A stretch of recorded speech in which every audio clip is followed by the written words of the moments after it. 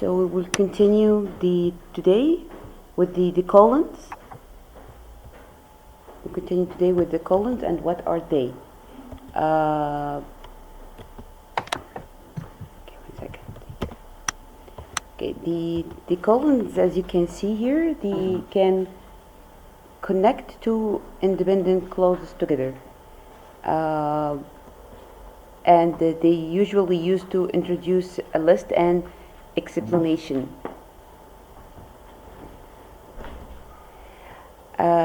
Also, they must come after a complete sentence. To make sure that the colon is used correctly, you have to replace it by a period. You know the period, which is the full stop. When you read the colon, put the full stop, this means that you are ending a complete sentence or a complete thought. Let's see the examples. Yes. Jasmine brought everything she needed for the exam. Then we have here a comma. One second, that's just to use my pointer. Yes, we have a comma, including. Then we have here, what do we have here? Colons, pencils, a backpack, and calculator. Fine. What's wrong here? What's wrong that before the colons, the sentence before the colons, if you read it with till the end of here, it will not make sense because this is incomplete sentence. Something wrong here. Jasmine brought everything she needed for the exam, including. This is a complete sentence. Does it make a complete sense? Ali, can you hear me? No. Yes, no. So there's a mistake here. Before the colon, there must be here a complete sentence.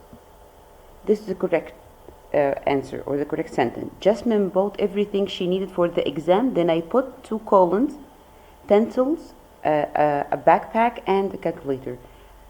Here before the colons, if you put a full stop here, it will give you a complete sense, a complete sentence, a complete meaning, right? I mean, you can stop here without continuing reading what is after the colons.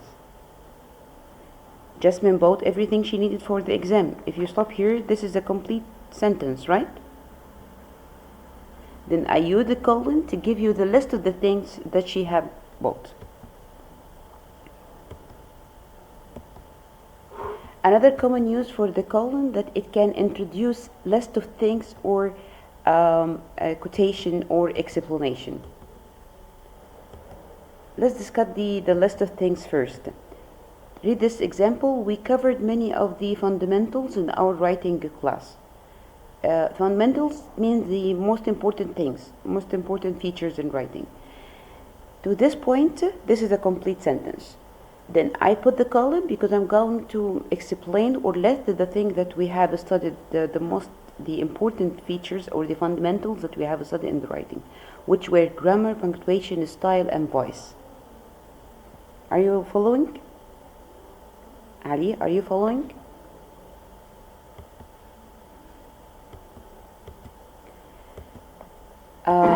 Another example for the list. Look at this sentence.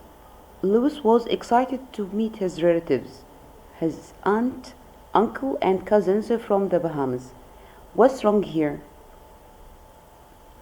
What's wrong here that he is making a list of things, but he considered his relatives one of the items of the list. But this is wrong because what follows his relevance, aunt, uncle, and cousins, all these are his relatives. So the word relatives is not one item of the list. This is introducing the relatives. Who are they? So I shouldn't put a comma here. What should I put here? I should put colons because I'm introducing a list of things. The list of my relatives that I was excited to meet them. So the correction should be good like this. Louis was excited to meet his relatives. So if we put a full stop here or a period just after relatives instead of the colons, now I have a complete sentence. I add the colon to introduce a list of the relatives that I have met and I was excited to meet them from Bahamas, who should be my aunt, uncle, and cousins. Okay, so his relatives is not part of the list. It's just introducing the list.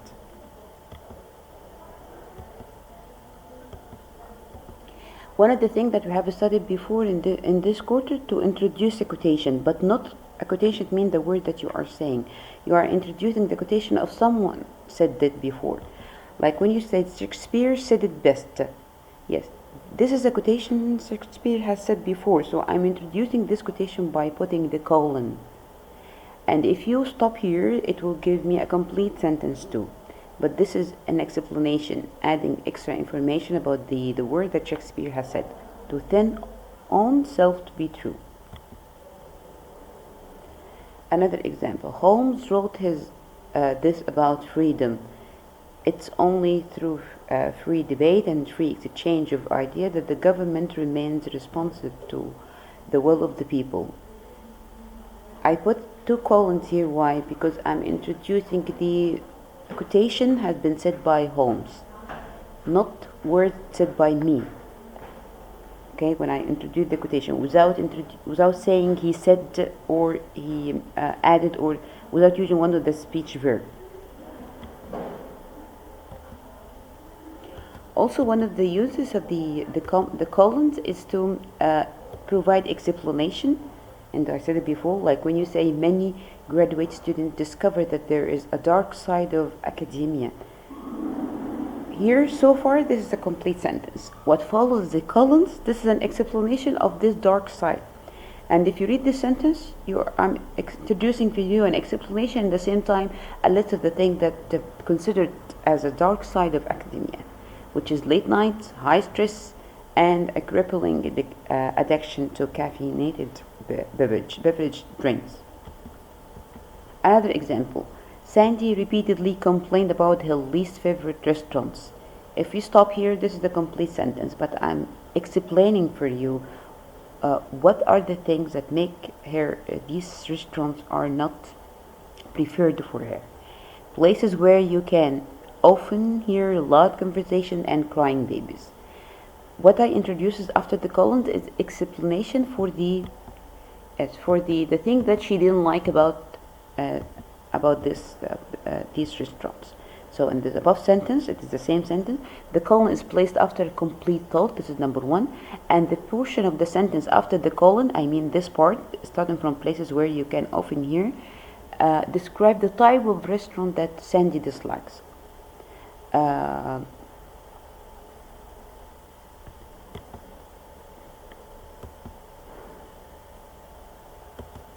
One of the mistakes of using colons that you use it between the verb and its object or complement, like this one. The very best teachers are, and then you put the colon, those that are grown in the great state of Georgia.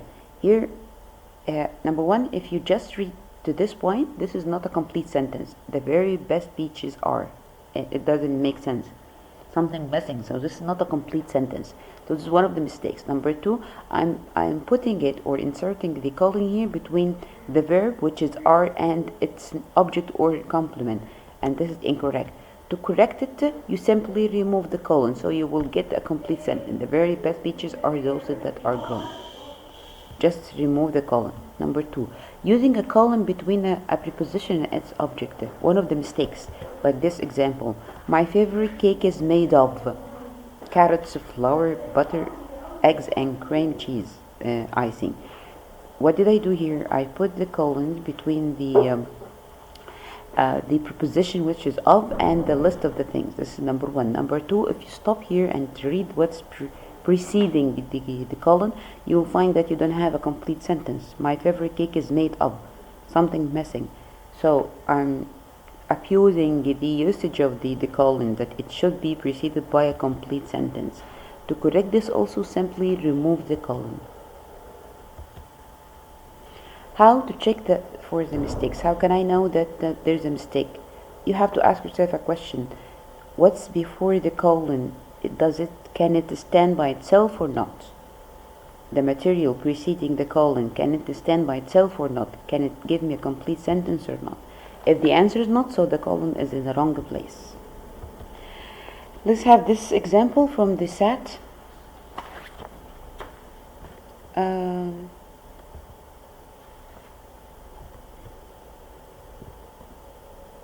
Okay, I can see Nagam, Yusuf Nasri, Yusuf Talal, Islam.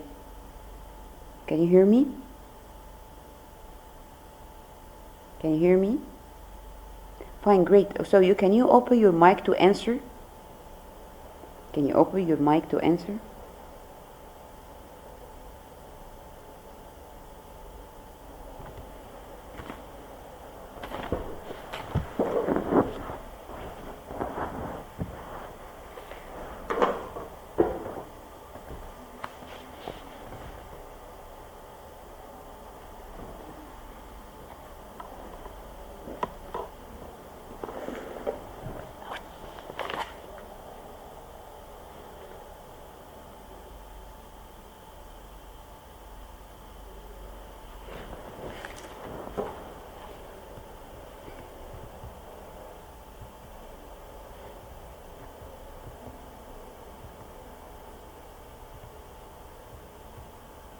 Right now, can you see anything?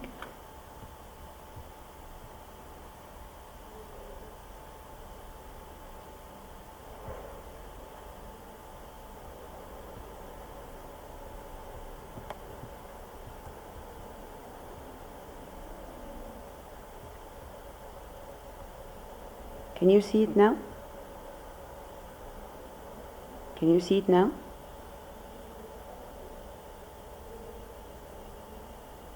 Okay. Can you turn on your mic so you can answer me, please? What can you see on the screen now?